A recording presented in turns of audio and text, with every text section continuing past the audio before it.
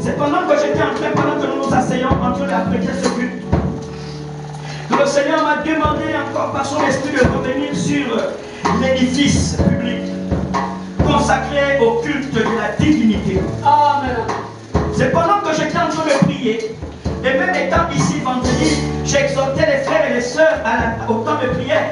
Le Seigneur m'a amené sur, n'est-ce pas, ce thème, sur cette exhortation, par rapport à ce thème important. L'édifice public consacré au culte de la divinité. Cela n'est rien d'autre que le temple de l'Éternel. Là, je suis en train de donner l'explication. Mais c'est le temple de l'Éternel, c'est la maison de l'Éternel. Alléluia. Je dis Alléluia. Amen. Et ce matin, j'aimerais encore en quelques mots revenir sur, n'est-ce pas, cette exhortation, sinon cet enseignement que nous trouvons dans le livre de 2 Rois, le chapitre 7. N'est-ce pas? Nous l'avions lu et je vais le relire. C'est pour ça, ces moments sont, n'est-ce pas, libérés, ces moments sont accordés, afin que nous puissions réaliser que dans le temple de l'Éternel, il y a parmi nous plusieurs qui ont des situations, plusieurs qui ont des demandes, plusieurs qui ont, n'est-ce pas, des besoins au plus profond de leur être. Mais lorsqu'ils entrent dans le temple de l'Éternel, là, Dieu ne peut pas être insensible parce qu'il a fait la promesse à Salomon. Il dit désormais, mes oreilles seront ouvertes aux prières faites en ce lieu. Alléluia. Amen. Salomon, lorsqu'il va bâtir cet édifice consacré à la divinité, au culte de l'adoration, il va faire cette prière dans le livre de Chroniques. Il dit, Seigneur, toutes les fois que ton peuple, toutes les fois que tes enfants, alléluia, viendront dans ce lieu, daigne les exaucer.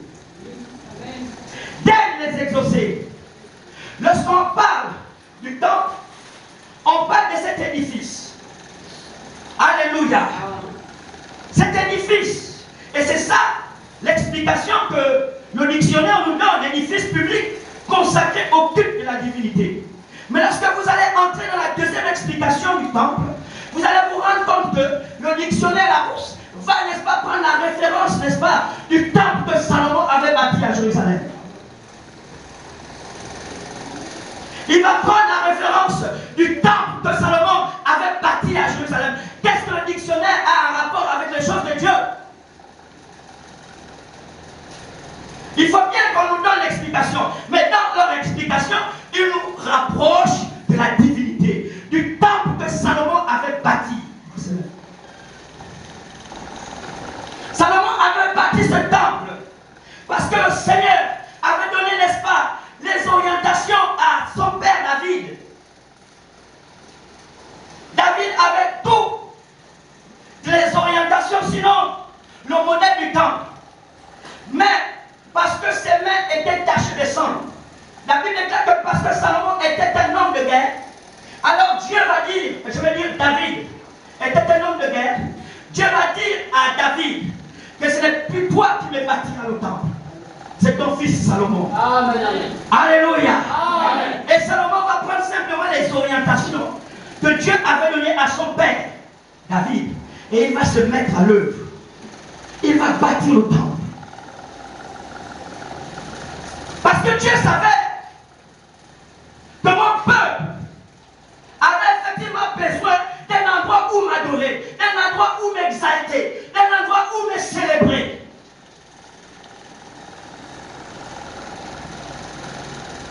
Il ne s'agit pas de notre corps qui est représenté aussi devant Dieu comme étant le temple de l'Éternel.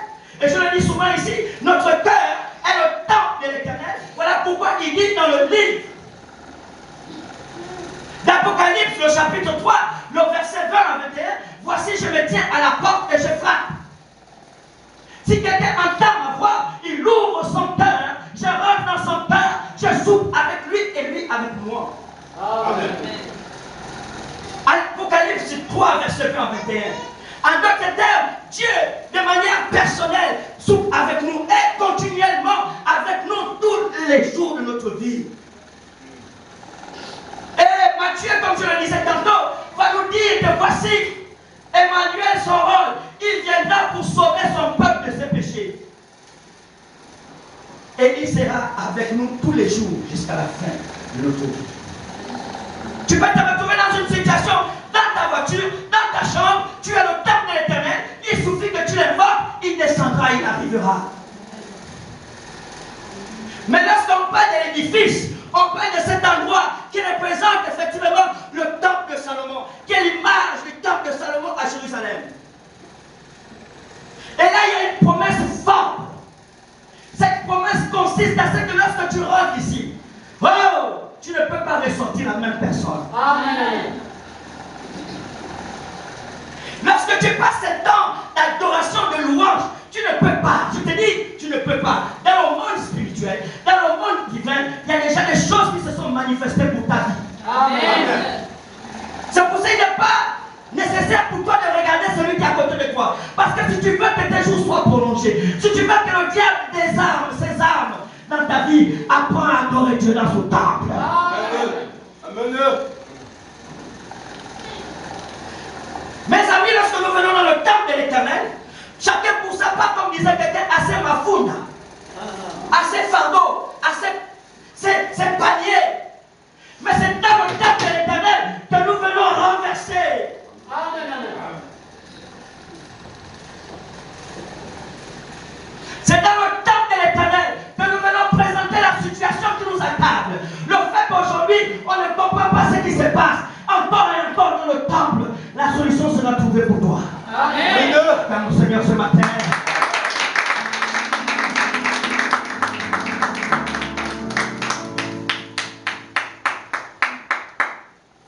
il y a une chose que j'ai appris avec le Seigneur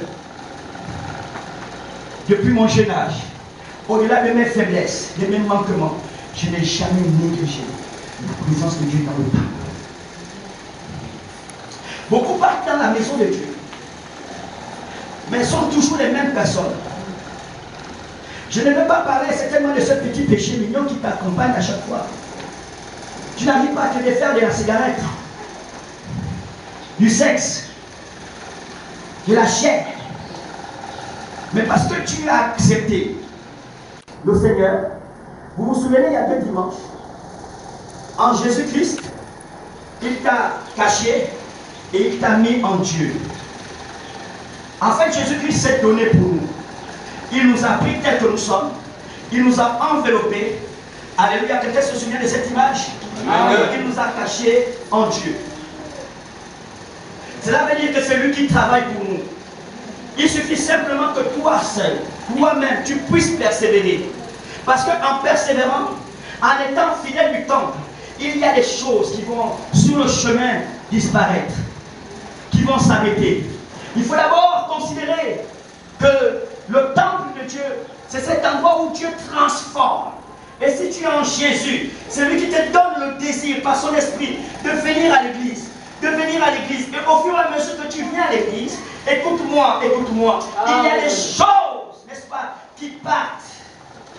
Yes, bien. Le diable voit ta persévérance, il voit ta constance dans la maison de Dieu. Alors il ne trouve plus l'utilité. Il commence à te lâcher parce qu'il regarde et il constate que ton cœur est vraiment attaché au Seigneur et ta fidélité est permanente dans sa maison.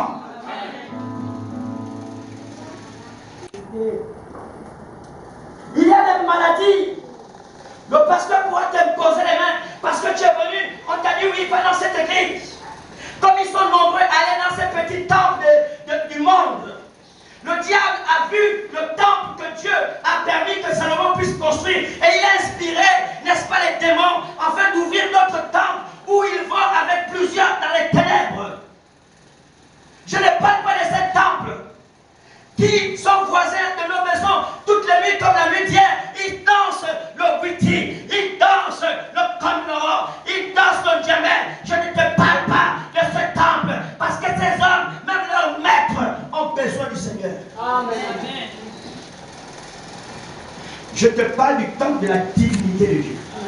Amen. Cet édifice que Salomon a bâti et qui aujourd'hui est représenté partout dans le monde. Les églises naissent, les églises s'ouvrent. Et à côté de ces églises, les hommes que Dieu a appelés, les hommes qu'il a établis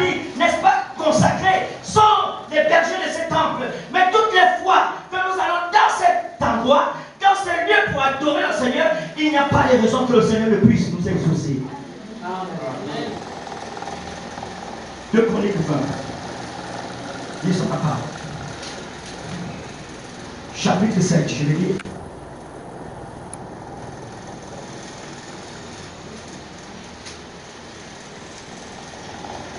Deux Chroniques chapitre 7 à partir du verset 11.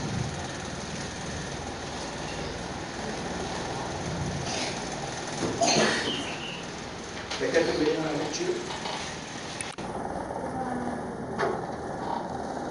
J'ai dormi avec mes petites filles. Pratiquement mère au sol. Vers les 2 heures du matin, je ne dormais plus.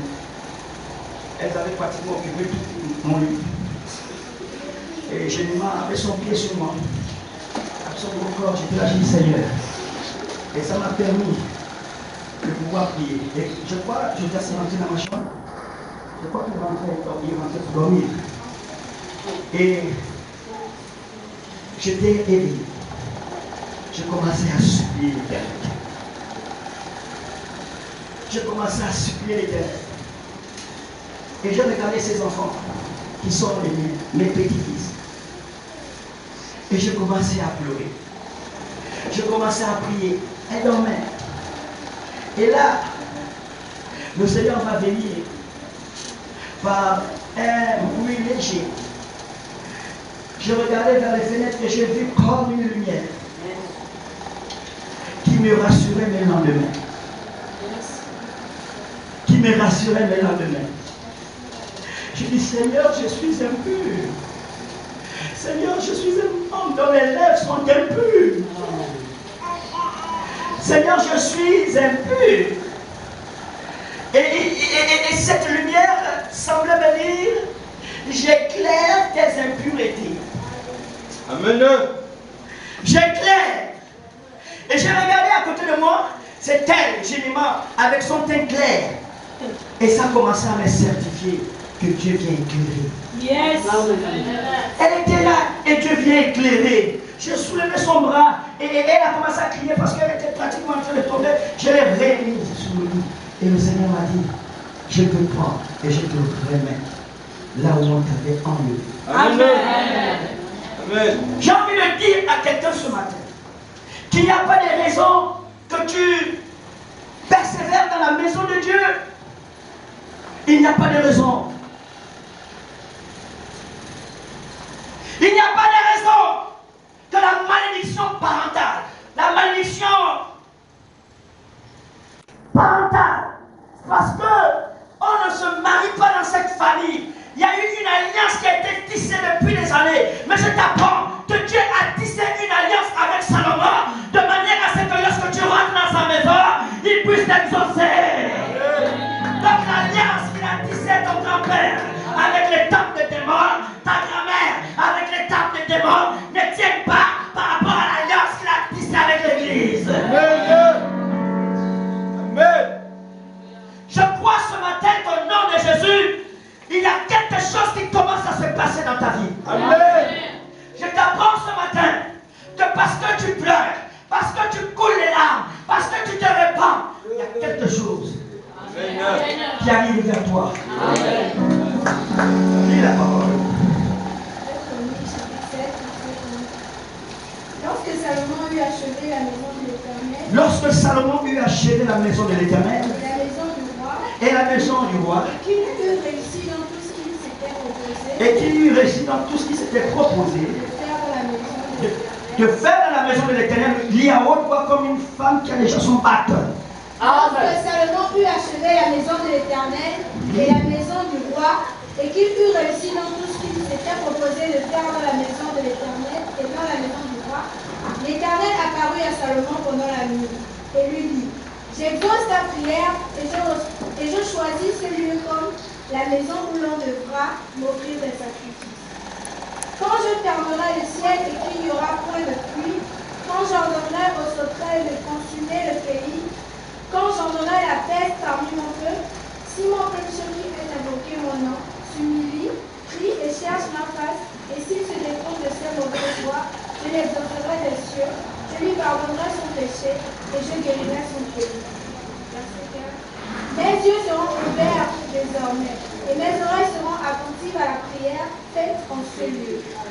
Maintenant, je choisis maison pour que mon nom y réside à jamais. Et j'aurai toujours là mes yeux et mon cœur. Et toi, si tu marches en ma présence comme a marché David, ton père, faisant tout ce que je t'ai commandé, Ça. si tu observes mes lois et mes ordonnances, j'affermirai le trône de ton royaume, comme je l'ai promis à David, ton père, en disant, tu ne manqueras jamais d'un successeur qui règne en Israël. Merci. Alléluia. J'aimerais qu'on acclame très fort la parole de Dieu.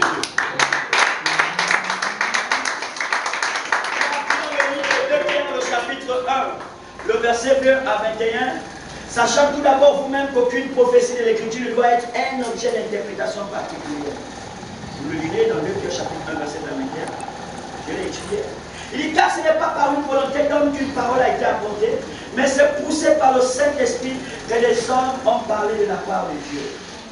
Mes amis dans le Seigneur, nous remarquons dans ce texte que Salomon, lorsqu'il va terminer de construire le temple, je ne vais pas me répéter, il va adresser une prière à Dieu de manière à ce que son peuple, toutes les fois qu'ils viendront dans cet endroit, il a prié, il a demandé à Dieu la nuit. Et la Bible déclare que pendant qu'il dormait, le Seigneur par son esprit s'est révélé à Salomon.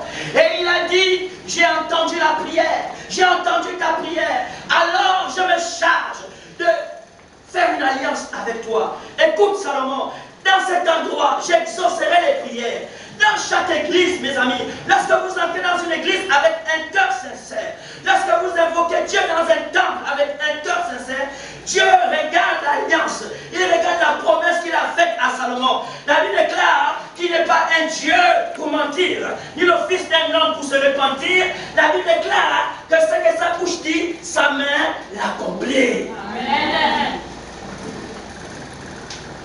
Ce que sa bouche dit, sa main l'accomplit. Dieu a promis qu'en venant dans cet endroit, toi mon frère, toi ma soeur, qu'il t'exauce, si et seulement si tu invoques son nom. Le verset 14, la Bible dit quoi? Il dit, si mon peuple, ce qui est invoqué mon nom, s'humilie, nous remarquons que Dieu commence à demander à ce peuple de s'humilier d'abord. Parce que nous ne pouvons pas rentrer dans la maison de Dieu comme si nous entrions dans notre chambre. Quelqu'un nous a enseigné le Notre Père. Et il a dit que Jésus a dit à ses disciples, lorsque vous priez, dites, notre Père qui est aux cieux, que ton nom soit sanctifié. Et cet homme de Dieu nous a dit que nous devions sanctifier le nom du Seigneur. Sanctifier le nom du Seigneur et nous enseigner que cela veut dire donner au Seigneur ses attributs. Ce qu'il est, ce qu'il fait. Que ton nom soit sanctifié. Dans sanctifié, il y a cette reconnaissance, cet attribut au Dieu 3 fois saint, au roi des rois, au Seigneur des seigneurs. Vous allez remarquer qu'il y a dans l'église certaines personnes qui viennent, mais vous voyez que ça marche toujours pour eux. Il y a d'autres parfois c'est toujours en difficulté, où il y a toujours comme des pesanteurs. C'est un problème aussi des cœurs. Parce que la grâce est sur tout le monde. Maintenant, pour saisir, cela dépend de la disponibilité. Cela dépend de comment tu te comportes devant Dieu. Tu es là en plein culte, mais tu es toujours celui qui demande les 100 francs. Tu penses que Dieu, dans ce culte, ne peut pas te donner une stratégie pour faire les trophées ou pour vendre l'herbe, l'encoumou, bien pour les poupées. Rien que l'encoumou. Seulement. Mais il y a un problème parce que dans la présence de Dieu, pendant que le Seigneur vient distribuer les grâces, les faveurs, toi tu es distrait. Tu regardes les prêteurs des pasteurs. Tu regardes comment il habille. Tu regardes comment il danse. Tu oublies que tu es venu dans cet endroit pour que Dieu puisse te regarder. Amen. Tu oublies que tu es venu dans cet endroit, même pendant que tu joues, même si tu es le fils du pasteur. Le Seigneur est en train de regarder parce que tu as ton avenir. Parce que tu as ta vie. Tu as ta marche. Ton père a fait, ta mère a fait, toi tu dois faire, tes enfants doivent faire. Parce que nous sommes des enfants de Dieu, nous tirons notre source en lui. Et l'Église, la Bible déclare dans le livre des psaumes, le psaume 119, je crois, le verset 9 ou le verset 19, la Bible dit comment le jeune homme rendra-t-il pur son sentier? Comment? La Bible va nous répondre en disant, en se dirigeant d'après ta parole. Mais la parole de Dieu, elle est certaine. correcte dans nos mains par rapport à la Bible, mais elle est aussi celle qui est prêchée dans le temple. Amen. Amen. Donc comprenons, mes amis dans le Seigneur, que le temple, c'est ce lieu où Dieu tient rigueur à ses promesses. Tu ne peux pas venir dans la maison de Dieu et que Dieu ne réponde pas à tes cris. Et que Dieu ne réponde pas à tes cris. Alors, cela dépend de comment tu te disposes, comment tu te positionnes. S'humilier, c'est de reconnaître la puissance de Dieu. C'est de reconnaître qui est Dieu. On ne s'humilie pas, on ne s'humilie toujours devant le plus fort. Amen. Amen. Alléluia. Amen. On fait allégeance à l'autorité. Faire allégeance, c'est s'humilier, c'est de reconnaître. Amen. Amen. Il dit, si mon peuple sur qui est invoqué mon nom, 1, s'humilie. La première chose. 2, prie. Tu ne peux pas rester dans la maison de Dieu et ne pas prier. Quand on dit prier, l'Esprit de Dieu passe déjà au travers soit de la chante, soit de l'homme de Dieu pour permettre à ce qu'on rentre dans l'action de l'ange. Et j'ai eu toujours des bénédictions dans ma vie comme ça, dans le plan professionnel. Tel que là, je suis en train de demander à Dieu quelque chose de fort. Il m'a introduit dans quelque chose et je demande qu'il agisse parce qu'aujourd'hui, je ne sais pas si ce n'est adorer le Seigneur, qu'est-ce que je puisse encore faire en allant au travail. C'est pour que j'ai de l'argent pour accompagner mes enfants.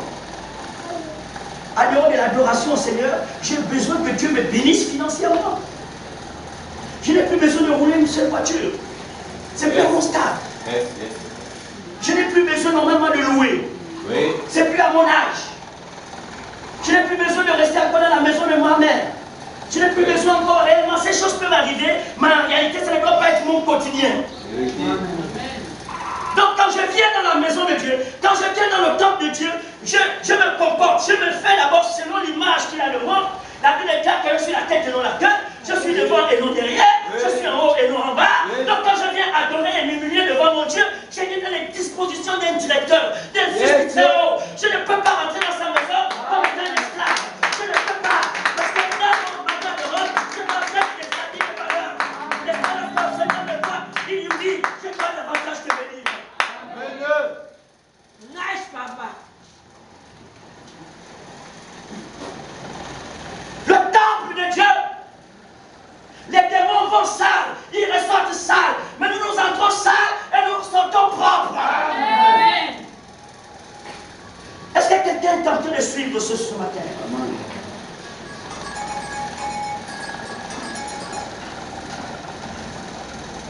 Maman Chandelier, je parle, je ne parle pas. Je parle, je ne parle pas. Je ne parle pas. Mais je parle. Quand on va dans la maison de Dieu, on arrête les téléphones. Amen. Alléluia. Donc le fait de nous humilier devant la présence de Dieu nous brise. Nous brise. Fait que même si c'est X ou Y qui vient prêcher, parce que nous nous sommes humiliés, la parole de Dieu transperce notre cœur. Nous la recevons. Et c'est comme ça que nous sommes bénis. Mais lorsque nous entrons dans la maison de Dieu, nous commençons à ne pas nous humilier, nous nous fermons par rapport à tout ce que l'Esprit de Dieu va faire dans le culte. Il dit, si qu'il est invoqué mon nom, mon peuple sur qui est invoqué mon nom, s'humilie, prie, et cherche ma face. Et si c'est les toutes de ces mauvaises voies, je l'exaucerai dessus. Je guérirai, je pardonnerai son péché, et je guérirai son pays. Ça, c'est l'alliance qu'il a faite à l'Église. Ça, c'est l'alliance qu'il a faite avec le peuple de Dieu. Donc, comprenons, mes amis, dans le Seigneur, que ici, l'histoire même de la construction du temple, qui est le modèle des églises sur la terre, de par le temple que Salomon avait construit, que Pharaon avait érigé, vous comprenez que Dieu est fidèle et il ne peut oublier personne qui manque dans sa maison. Est-ce que nous pouvons lire le livre de 1 Samuel? Le chapitre 1, le verset 9. Tu vas être celle qui m'accompagne dans le Dieu. Sauf que je n'aime pas trop les téléphones, les livres dans les téléphones à l'église. La génération des androïdes aujourd'hui, c'est compliqué. Il y a trop les androïdes. Mais ça va, pour gagner un temps, vas-y vite. Je termine. 1 Samuel au chapitre 1, le verset 9. Je vais parler, s'il fallait le dire, des bienfaits du temps. Et c'est ce que je suis d'ailleurs en train de développer. 1 Samuel chapitre 1, verset 9. Très rapidement, nous allons courir. Anne se leva après que l'on eut mangé et fut assis. Le sacrificateur Élie était assis sur un ciel, après de l'un des poteaux du temple de l'Éternel. Et l'amertume dans l'âme, elle pria l'Éternel et versa des pleurs. Elle fit un vœu en disant, Éternel des armées, si tu daignes regarder l'affliction de ta servante, si tu te souviens de moi et n'oublies point ta servante, et si tu donnes à ta servante un enfant mâle, je le consacrerai à l'Éternel pour tous les jours de sa vie, et le rasoir ne passera point sur sa tête. Comme elle restait encore en prière devant l'Éternel, Élie observa sa bouche. Anne parlait dans son cœur, et ne faisait que remuer les lèvres. Mais on n'entendait point sa voix. Élie pensa qu'elle était inapte. Et il lui dit, jusqu'à quand seras-tu dans l'ivresse? Fais passer ton vin. Anne répondit, non, mon Seigneur. Je suis une femme qui souffre en son cœur, et je n'ai bu ni vin, ni boisson, et ni viande. Mais je répondais mon âme devant l'Éternel. Ne prends pas ta servante pour une femme pervertie, car c'est l'excès de ma douleur et de mon chagrin qui m'a fait parler jusqu'à présent. Élie reprit la parole et dit, va en paix, et que le Dieu d'Israël exauce la prière que tu lui as adressée. Elle dit, que ta servante trouve grâce à tes yeux. Et cette femme s'en alla. Elle mangea, et son visage ne fut plus lumineux. Ils se levèrent le bon matin, et après s'être prosternés devant l'Éternel, ils s'en retournèrent et revinrent dans leur maison à Rama. Elkana connut Anne, sa femme, et l'Éternel se souvint d'elle. Dans le cours de l'année, Anne devint enceinte, et elle enfanta un fils qu'elle nomma Samuel. Amen. Est-ce qu'on peut dire Amen une fois? Amen. Est-ce qu'on peut dire Amen deux fois? Amen. Est-ce qu'on peut dire Amen trois fois? Amen. Alors, Amen bien. Alléluia. Mes amis dans le Seigneur, vous voyez que Anne, cette histoire dont on a souvent l'habitude de raconter, de prêcher, mais c'est une réalité. Anne, la Bible déclare qu'elle vivait en rivalité. Nous avions déjà prêché ici ce texte. Sa rivale Elkana, et leur mari, je crois c'était Pénina. Pénina ou Elkana? Elkana c'était le mari. Pénina c'était la femme. D'accord. Donc la rivale de Anne c'était Pénina. Et Elkana c'était le mari. Donc en fait Anne vivait dans une maison de polygamie. Le mari était un homme polygame. Il avait deux femmes dans la Bible, deux femmes. Alléluia. Alors qu'est-ce qui va se passer? La Bible déclare que Pénina, elle faisait des enfants. Mais Anne n'en faisait pas. En d'autres termes, Anne était stérile. Mais ce qui est formidable, c'est que la Bible nous dit que c'est l'Éternel lui-même qui avait rendu Anne stérile. L'Éternel lui-même peut être l'auteur de la situation que tu vis aujourd'hui. Tu ne comprends pas ce qui se passe. Tu ne comprends pas ce qui se passe. Mais j'ai envie de dire que ce qui se passe, c'est que Dieu dans le ciel savait que le diable était venu lui proposer la santé de Job. Dans le ciel, le diable est venu dire, oh, il te sert là parce que tu lui as donné les biens. Il a des voitures, il a l'argent, il peut faire le marché. Le Seigneur dit, c'est faux.